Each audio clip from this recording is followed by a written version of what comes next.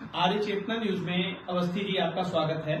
हमारे बीच boxing federation of India के सुरक्षा प्रभारी एवं यूपी बॉक्सिंग के ज्वाइंट सेक्रेटरी श्याम अवस्थी जी मौजूद हैं। हमारा पहला क्वेश्चन आपसे ये है कि बॉक्सिंग खेल का भारत में क्या सुधार हो रहा है और आगामी क्या कार्य योजनाएं हैं आपकी? मिश्रा जी, सबसे पहले तो आपको नमस्कार। आर्य चेतना के सभी दर्शकों को मेरा नमस्कार। भारत में बॉक्सिंग का विकास निरंतर चल रहा है।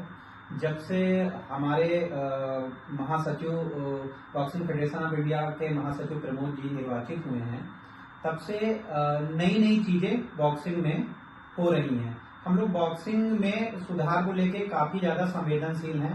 हमारी महासचिव महोदय जी ने यूपी के जब वो सेक्रेटरी थे तब उन्होंने 9 नेशनल टूर्नामेंट करवाए। यूपी में एक दशक पूर्व कोई नेशनल टूर्नामेंट हुआ था, उससे पहले नहीं हुआ था। लेकिन इन्होंने वर्ष 2023 में जब चार्ज लिया यूपी के सेक्रेटरी के रूप में, तो इन्होंने यूपी में बॉक्सिंग के विकास के लिए बहुत सारे कार्य किए और 10 अब तक की 2025 और 26 में 10 नेशनल टूर्नामेंट लगातार हुए, जो कि रिकॉर्ड है। इस बार तो महिला पुरुष दोनों का साथ में हुआ। हमारे खिलाड़ी मेडल ला रहे हैं, यूपी के साथ साथ देश का विकास हो रहा है। आपने देखा होगा वर्ल्ड कप हुआ, वर्ल्ड कप जो है नोएडा में ऑर्गेनाइज हुआ। 20 के 20 मेडल हमारे भारत ने जीते। अंक तालिका में 9 स्वर्ण पदक सहित भारत सर्वोच्च स्थान पे रहा। हम वर्ल्ड कप विजेता रहे, जो कि इतिहास है बॉक्सिंग की हिस्ट्री का। तो बॉक्सिंग का विकास तो हो ही रहा है और इसमें हमारा एक टीम वर्क है और टीम का नेतृत्व तो हमारे जो है हमारे महासचिव महोदय प्रमोद जी करते हैं और उनके नेतृत्व में हम इसको लेके आगे बढ़ रहे हैं और आगे और आपको देखने को मिलेगा। बॉक्सिंग फेडरेशन ऑफ इंडिया जो है खिलाड़ियों में रुचि को बढ़ाने के लिए क्या कर रही है? बहुत अच्छा सवाल किया आपने मिश्रा जी।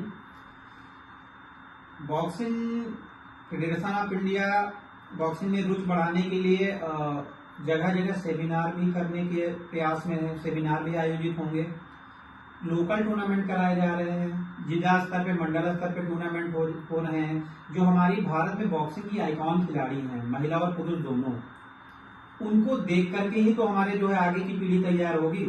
अभी हमारे बॉक्सिंग में अगर आप हमसे 5 ऊपर की महिला खिलाड़ी पूछो तो उसमें चाहे निखत जरीन हो, लवलीना हो, मीनाक्षी हुड्डा हो, नूपुर हो और अरुंधति हो, जैस्मिन है, ये बहुत अच्छे खिलाड़ी। लड़कों में हमारे जादूमणि है, हितेश है, सचिन है। तो इनको देख करके ही आगे भविष्य की पीढ़ी तैयार होगी। मैरी कॉम एक बड़ा नाम है देश में बॉक्सिंग को पहचान दिलाने वाला। उनको देख के ये नए खिलाड़ी तैयार हुए जो आज खेल रहे हैं। लेकिन जो आने वाली पीढ़ी है, कहीं ना कहीं वो जो आज के खिलाड़ी हैं, वर्ल्ड कप विजेता हैं, इंटरनेशनल खिलाड़ी, उनको देख के हमारी पीढ़ी तैयार हो रही है और हम इन खिलाड़ियों के पीछे मेहनत कर रहे हैं, इन खिलाड़ियों को तैयार कर रहे हैं। हमारी जो बीएफआई की व्यवस्था, भी नेशनल टूर्नामेंट हुआ नोएडा में महिला पुरुष दोनों का, जो इसमें मेडल प्राप्त खिलाड़ी हैं, इनका जो है पटियाला में कैंप चल रहा है, मार्च तक चलेगा, लास्ट मार्च तक। तो इनको अच्छी अच्छी सुविधाएं दी जाती है, 1 क्लास की सुविधाएं इनको मिलती हैं। इनकी पूरी देखरेख होती है हमारी बॉक्सिंग फेडरेशन ऑफ इंडिया के तत्वावधान में। तो हम इनको तैयार कर रहे हैं और निकट भविष्य में आपको बॉक्सिंग यूपी में भी देखने को अच्छे मिलेंगे, अच्छे खिलाड़ी मिलेंगे और पूरे देश में आपको इसका रिस्पांस मिलेगा, जल्द मिलेगा। Awasthi ji, boxing federation of India में आप सुरक्षा प्रभारी के पद पर हैं। लोगों का कहना है कि आप अपने पद का जो निर्वहन है वो दबंगई के साथ करते हैं और बहुत कम समय में आपने जो है इस उपलब्धि को पाया है और आप प्रबंधन तक आप पहुंच गए। इसमें जो लोग कहते हैं उसको लेकर आपके क्या विचार? देखिए, हम प्रबंधन में पहुंचे तो हम अपने आप को सबसे अपनी बॉक्सिंग फेडरेशन ऑफ इंडिया में सबसे छोटा हम अपने आप को मानते हैं। हम उस टीम के सबसे छोटे खिलाड़ी हैं और जो हमारा मैनेजमेंट है, बॉडी है हमारे महासचिव महोदय हैं प्रमोद जी, उन्होंने जो भी जिम्मेदारी आज तक हमें दी, मैंने उसको अच्छे से निभाने की कोशिश की। और मैनेजमेंट किस तरीके से किया जाता है वो तो भी मैं सीख ही रहा हूँ। आप ये नहीं कह सकते कि मैं पूरी तरीके से सीख चुका हूँ। दिन प्रतिदिन कुछ न कुछ नई चुनौतियां आती हैं और मैं उन्हें सीखने की कोशिश करता हूँ। जो भी हमारे महासचिव महोदय द्वारा या हमारी जो बॉडी है उसके द्वारा हमें निर्देश मिलता है, मैं उसका पालन करता हूं। मेरा पूरा फोकस रहता है कि देश में बॉक्सिंग को आगे बढ़ाने के लिए जो इवेंट किए जा रहे हैं, नेशनल हो या वर्ल्ड लेवल का हो, तो उनको मैं कैसे अच्छे से संपन्न कराऊं विघ्न बाधा के। फिर भी विघ्न बाधाएं आती हैं, सारी व्यवस्थाएं ठीक से मैं नहीं कर सकता हूं, पूरी तरीके से हम उस फोरम को पूरा कर पाते हैं। किस तरीके की विघ्न बाधाएं आती हैं, क्या क्या चुनौतियां रहती हैं? बहुत से ऐसी चीजें हैं जिनसे हमें जूझना पड़ता है।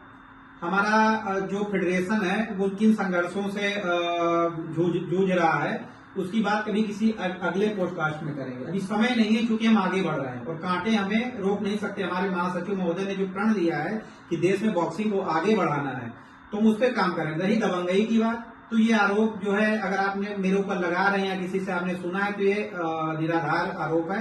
अनुशासन को पालन करना हमारा पहला कर्तव्य है और मैं अपनी टीम से अनुशासन का पालन करवाता हूं।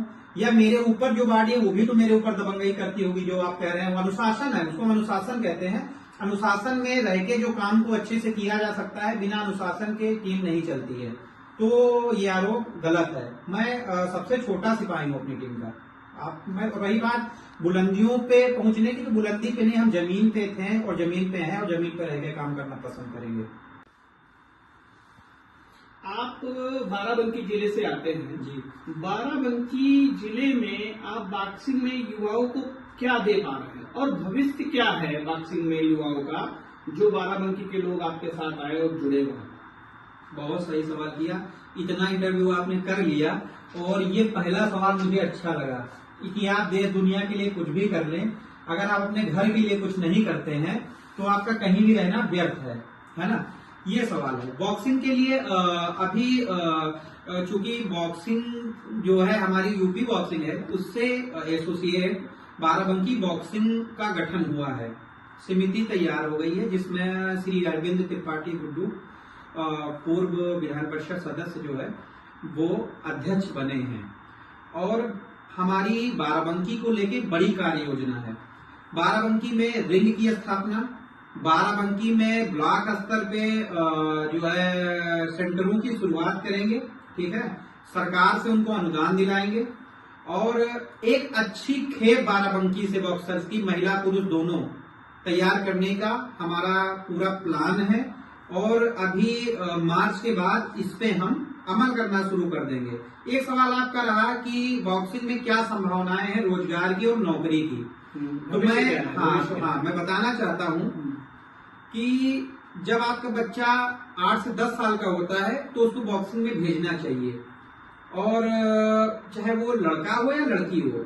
उसके बाद से जब वो सीखना शुरू करेगा तो जब वो 12 साल का होगा ना, तो बॉक्सिंग जो आर्मी है ना, आर्मी और पटियाला एनआईएस के जो साई के सेंटर हैं हमारे, जो बॉक्सिंग में बच्चों को इसी एज से लेना शुरू कर देते हैं। और वहां पे उनका रहना, खाना और हॉस्टल की सारी फैसिलिटीज, कपड़े जो किट होती है वो सब फ्री में मिलती है। आप घर पे इतनी अच्छी सुविधाएं अपने बच्चों को नहीं दे सकते हैं। अब रही बात नौकरी की, जैसे आप जो है बॉक्सिंग में मेडल लाना शुरू करते हैं, तो चाहे वो पुलिस हो, किसी भी स्टेट की पुलिस हो, रेलवे हो, आर्मी हो, और जो हमारे अर्धसैनिक बल हैं, इनमें खेल कोटे के अंतर्गत जो है खिलाड़ियों की सीधी भर्ती होती है। इसमें आप थोड़ा सा भी मेहनत कर लेंगे ना, तो ये भर्ती उस भर्ती से ज्यादा आसान है। और आपने देखा होगा कि हरियाणा, पंजाब सहित कई अन्य स्टेट हैं, जैसे मणिपुर और आसाम वगैरह, यहाँ के आप बच्चे देखोगे खिलाड़ी बनना ज्यादा पसंद करते हैं, वो इन सेवाओं में हैं। तो कहीं ना कहीं पढ़ाई के साथ साथ खेल भी बहुत जरूरी है। खेल जो है आपका वो शारीरिक विकास करता है, मानसिक विकास भी करता है। तो अपने बच्चों को खेलने का अवसर दे। मैं नहीं कहता बॉक्सिंग ही खिलाएं, कोई सा भी खेल आपका बच्चा अगर खेलना पसंद करता है, बस ये है उसको सही दिशा में अमली जामा पहनाया जाए, उनको एक नीति तैयार करके उनका उसमें प्रवेश दिलाया जाए। बच्चा जैसे भी बॉक्सिंग हो या कोई अन्य खेल हो, खेल के तैयार होता है, फिर उसके बाद जो है ये साइंस सेंटर ट्रायल करते हैं। ट्रायल के बाद सीधे एडमिशन हो जाता है, तो आपका सारा बच्चों का सारा खर्चा सरकार वहन करती है। वहां सेंटर पे रहेंगे, उनका विकास होगा, वहीं से नौकरी लग जाएगी, मेडल लेके आएंगे। तो ये संभावनाएं हैं भविष्य में बॉक्सिंग को लेकर के। अवस्थी जी, मेरा एक अहम सवाल है जो नई जनरेशन को लेकर के है, उस पर मैं विचार आपके जानना चाहूंगा कि जो हमारी नई पीढ़ी है, जो हमारे नए अभिभावक, जो नई पीढ़ी जो अपने बच्चों को पढ़ा रहे हैं, उनका मेन उद्देश्य रहता है बच्चों को पढ़ाई के बोझ के नीचे झोंक देना। उनका मेन रहता है आईएएस बन जाए, पीसीएस लड़का बन जाए, या कहीं प्रशासनिक पद में चला जाए, लेकिन उनका जिस तरीके से खेल के प्रति जो रुझान है वो हमें कम दिखाई पड़ रहा है। तो ये प्रतिभाएं जो निखर के सामने आ रही हैं, ये हमने देखा है कि वो लोग हैं जो गरीब तबके से लाते हैं, जो अपने बच्चों को बेहतर शिक्षा नहीं दे पा रहे हैं, वो लोग इन सब चीजों में प्रवेश कर रहे हैं खेल के माध्यम से या सारी चीजों के माध्यम से। इस बारे में आपका क्या कहना, क्या विचार है? सवाल आपका अच्छा है। जो पहले क्या था कि एक कहावत थी गांव में, जहां से हम आते हैं, हमारे गांव में एक कहावत है, पहले थी जो, मैं उसको बता रहा हूँ, पढ़ियो लिखियो हुइयो नवाब और खिलियो कुदियो हुइयो खराब।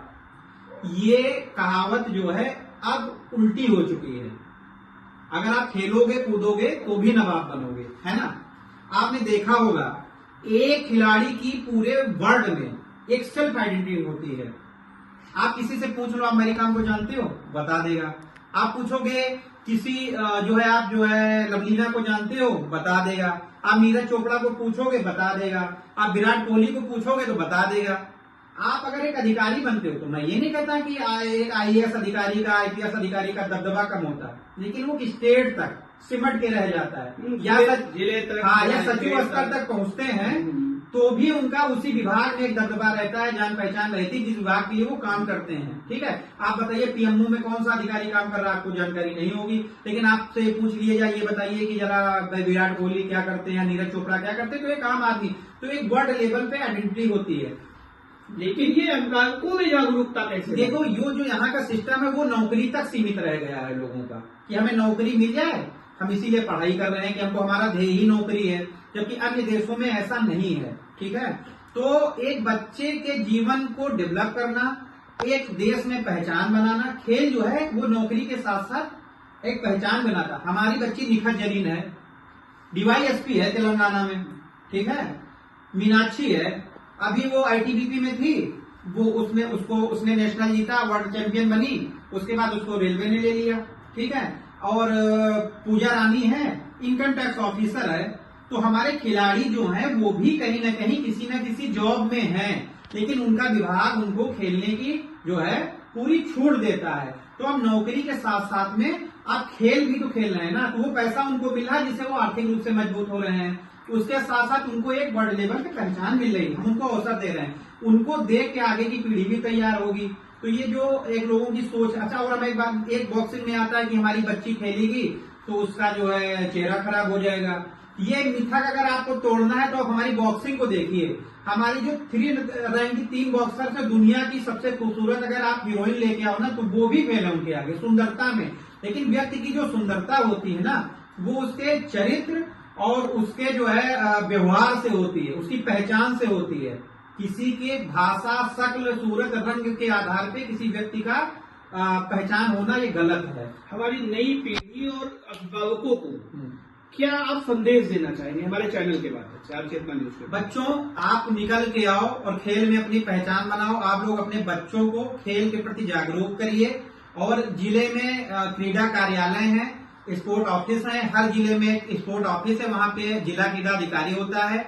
आपको जिस खेल में रुचि है आप जाकर के उनसे संपर्क करो, वो आपको अच्छी गाइडलाइन देंगे। नहीं होता है तो आप हमारी जो है यूपी बॉक्सिंग एसोसिएशन की वेबसाइट को विजिट कर सकते हो, बॉक्सिंग फेडरेशन आपकी हमारी हेल्पलाइन नंबर है, आप उस पर संपर्क कर सकते हो।